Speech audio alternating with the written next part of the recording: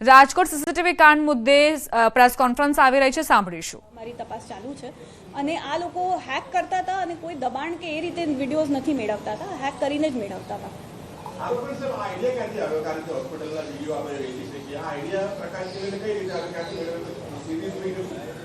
આમાં જે એમનું કહેવાનું છે કે સ્ટુડન્ટ્સમાં ખાસ કરીને યંગર જે જનરેશન છે એમાં આ ઘણા બધા વિડીયોઝ, અશ્લીલ વિડીયોઝ જોવાની જે ઘણા લોકોને ટેવ હોય છે, એની ડિમાન્ડ છે માર્કેટમાં। એને જ્યારે ખબર પડી કે આની ડિમાન્ડ છે તો એને આમાં એક ઓપોર્ચ્યુનિટી દેખાઈ કે આ રીતે હું ઘરે બેસીને પૈસા કમાવી શકું છું।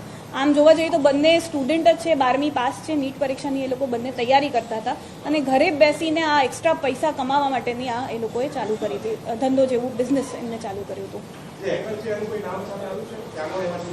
એ અત્યારે મારી તપાસ ચાલુ છે। એમાં અમે જે આ એક એનો મિત્ર છે જે હેકર છે, જે મેની કરીને છે, એ બની શકે એની પણ સંડોવણી હોય આમાં, અને એક હજી નામ છે જે ટેલિગ્રામ આઈડીથી અમે ઇન્ફોર્મેશન મળે પછી આગળ તપાસમાં જે મહારાષ્ટ્રના જે બે આરોપી છે એ લોકો આ લોકો બધા સતત કોન્ટેક્ટમાં છે, એ લોકો ટેલિગ્રામ ગ્રુપમાં પણ સાથે છે। જે પ્રયાગરાજવાળો જે આરોપી છે એ આ લોકોના સાથે કોન્ટેક્ટમાં નથી, એ અલગથી પોતે ફ્રી ઓફ કોસ્ટ જે પણ યુટ્યુબ પર ઓપન સોર્સ પર વિડીયો મળતા હતા એ ડાઉનલોડ કરીને પોતાના ચેનલ પર અપલોડ કરતો હતો। અને ચંદ્રપ્રકાશ છે જે પ્રયાગરાજનો છે, બંને હોઈ શકે છે કારણ કે વિદેશના પણ આઈપી આપણને મળ્યા છે, જોર્જિયા અને રોમાનિયા અને એટલાન્ટા, આ 3 જગ્યાને આપણને મળે છે આઈપી લોગ્સ। એ સાથે સાથે અનેક બીજા પણ આપણને આઈપીસ મળ્યા છે અને એક જે આઈડી મળ્યું છે એની અમે આગળ તપાસ કરી રહ્યા છે, જે તરફ આપણે બીજા હેકર્સની પણ વિગત મળશે। સર, હવે આપણી તપાસ કયા મુદ્દાઓ પર કઈ દિશામાં રહેશે? અમારી મુખ્ય તપાસ પહેલાં તો હેકર જેને ઘણા બધા આવા વિડીયોઝ હેક કર્યા છે એના પર છે, પછી બીજું છે કે આ લોકોએ આવી રીતે કેટલા ટોટલ વિડીયોઝ મેળવ્યા છે અને કેટલા પૈસા ફાઇનાન્શિયલી કેટલું એમને આમાં ગેઇન થયું છે એના પર છે। ત્રીજું એક એ પણ મુદ્દો છે કે આ લોકો આ ફ્રીલી આવ્યું કન્ટેન્ટ, જે ગેરકાયદેસર કન્ટેન્ટ છે, એ આવી રીતે યુટ્યુબ અને ટેલિગ્રામ પર વેચતા હતા તો એ કઈ રીતે હતું અને કઈ રીતે આમાં કોઈ મતલબ ધ્યાને નથી આવ્યું, તો એ પણ આપણે એક બાબતમાં તપાસ કરવાની છે।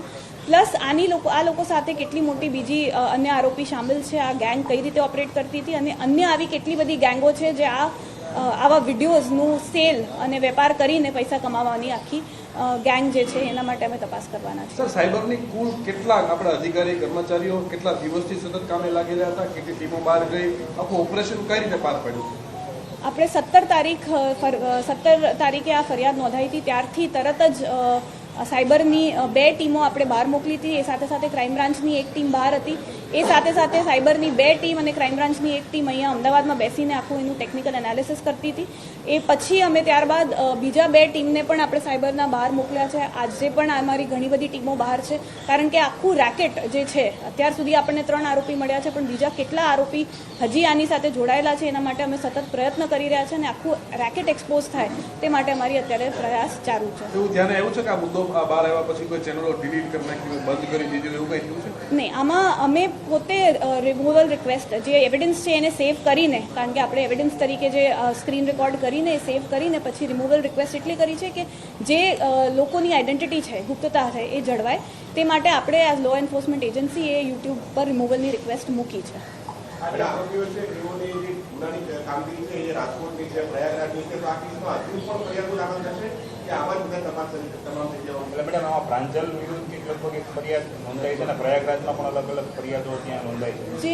જે અમારી જાણકારીમાં છે કે પ્રયાગરાજમાં અલગ અલગ ફરિયાદો નોંધાઈ છે, પણ હાલ અત્યારે અમારી પાસે એક જ ફરિયાદ છે અને જે રાજકોટનો વિડીયો છે એ બાબતે અત્યાર સુધી એક જ ફરિયાદ નોંધાઈ છે।